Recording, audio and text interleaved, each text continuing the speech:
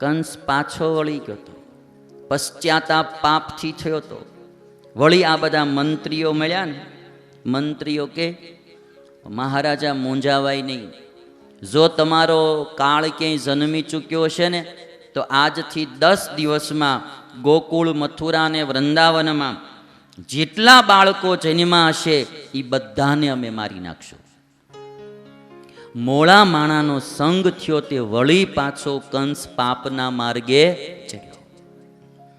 અને પછી કંસે પૂતનાને બોલાવી આજ્ઞા આપી છે કે તું જા અને ગોકુળ, મથુરા અને વૃંદાવનમાં 10 દિવસમાં જેટલા બાળકો જન્મ્યા હોય એને મારી નાખ્યા.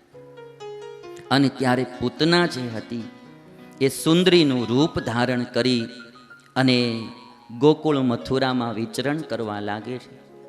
જે બાળકો હોય ને એને બધાને સ્તનપાન કરાવે, સ્તન ઉપર ઝેર ચોપડી રાખ્યું હોય અને એ ઝેર પાય અને છોકરાઓને મારી નાખે.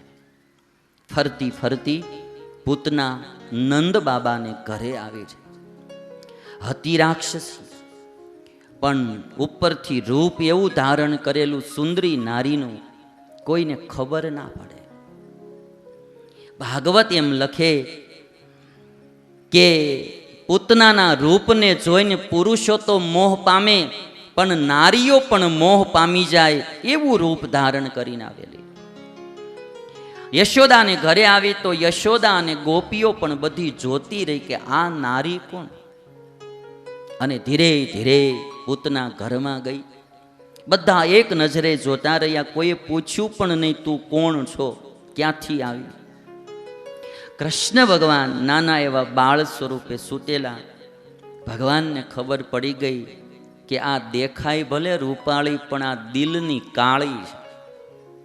એટલે ભગવાને આંખો બંધ કરી લીધી. પૂતનાએ ભગવાનને પોતાના ખોળામાં લીધા, સ્તનપાન કરાવવા લાગી. સ્તન ઉપર ઝેર ચોપડેલું.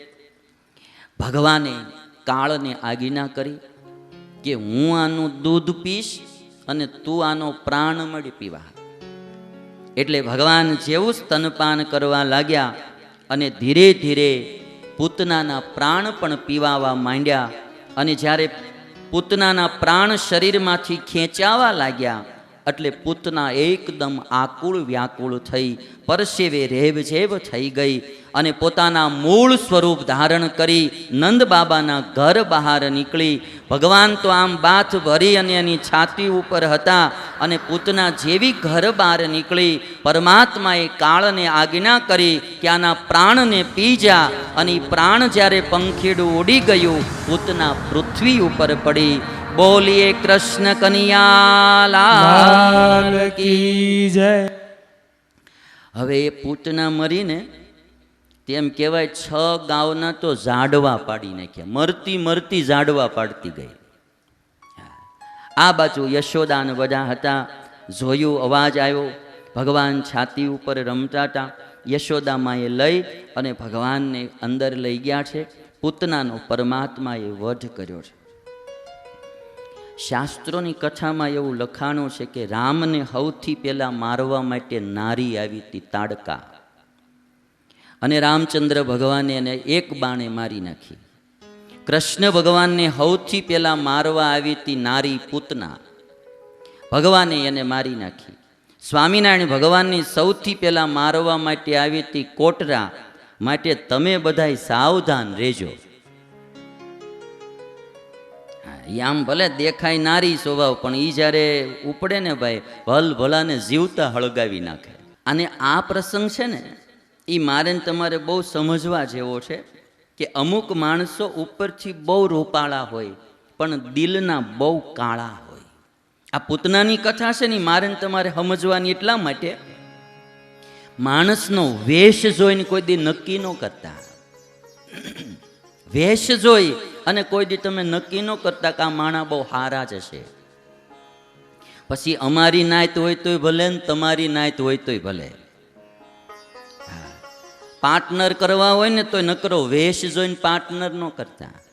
કોઈ ધંધામાં એને પાર્ટનરશિપમાં જોડાવવું હશે ને તો પહેલાં તમારી પાસે આમ બહુ સારા કપડાં પહેરીને BMW ગાડી લઈને આવશે ને મારે આમ ચાલે છે ને મારે ફલાણામાં એક નાગપુરમાં એક ફેક્ટરી ચાલે છે ને મારે બેંગ્લોરમાં 2 ફેક્ટરી ચાલે છે ને મોટી મોટી વાતો કરે અને પછી તમને એમ થાય કે આટલી મોટી પાર્ટી સામે હાલીને આવી, લક્ષ્મી ઘર બેઠા ચાંદલો કરવા આવીને આપણે મોઢું ધોવા થોડું જવાય અને સીધું તમે નાંગળ નાખો, પછી દુઃખી થાવ. નકરો વેશ નો જોવો. અમારા મહાત્મા હોય તો નકરો વેશ ના જોવો. ઘણા માણસો ઉપરથી બહુ સારા હોય, અંદર એટલા જ મેલા હૃદયના હોય. અમુક માણસો ઉપરથી ભલે આમ એટલા સારા ન દેખાતા હોય પણ દિલના બહુ સારા હોય. આ પૂતનાના જીવનમાંથી એટલું શીખવું અમારા કાગ બાપુએ લખ્યું. મન મેલા તન ઉજળા એવી ભાત અનેક. કાગ બાપુની પંક્તિ સાંભળો. મન મેલા તન ઉજળા એવી ભાત અનેક. ધન્ય કાળુડા કાગને ભીતર બહાર એક. હે ધન્ય કાળુડા કાગને ભીતર બહાર એક. અમુક માણસો અંદર અને બહાર એક હોય. કાગડાને ધન્યવાદ દીધા કાગ બાપુએ, જેવો અંદર એવો બહાર. અને અમુક તો એવા છે કે આમ ઉપરથી બહુ ઉજળા હોય પણ ભીતરથી બહુ કાળા હોય.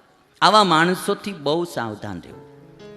જેના હજી લગ્ન ન થયા હોય એની કન્યા જોવા જાવ તો નકરું રૂપ જોઈને ન આવતા, જરાક દિલ પણ જોજો. હા, અને મૂર્તિઓ જોવાનો હોય તોય નકરા રૂપિયા જોઈને કન્યાઓ નક્કી ન કરતા. જરાક ઈ મૂર્તિયાનું હૃદય પણ જોજો કે આમાં માનવતાનો છાંટો છે કે નહીં, આમાં કોઈ સદગુણ છે કે નહીં. નહીતર પછી આખી જિંદગી પસ્તાવવું પડશે. અટાણે લોકો નકરી ગાડીઓ જોવે છે કે એ મોટી ફેક્ટરી છે અને મોટી મોટી ગાડીઓ છે ને મોટો બંગલો છે ને છોકરો બહુ ધંધો બી સારો સંભાળે છે ને આમ જોઈને દઈ દે, પણ એનામાં સંસ્કારનો છાંટો ન હોય. સાંજે રોજ 2 મારીને હુઈ જતો હોય. અહીંયા વેલા વિધવા થાહો. નકરું સંપત્તિ ના જો, થોડાક ગુણ છો. મોડું પાત્ર મળી જાય ને પછી આખી જિંદગીની માથાકૂટ ભાઈ.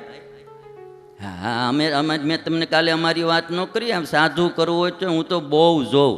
બધા ગામના છોકરાને નકામી માથાકૂટ આપણે કરવી, જોઈને પછી દીક્ષા દેવી. 5 વર્ષ તો દીક્ષા હું દઉં જ નહીં એકોય.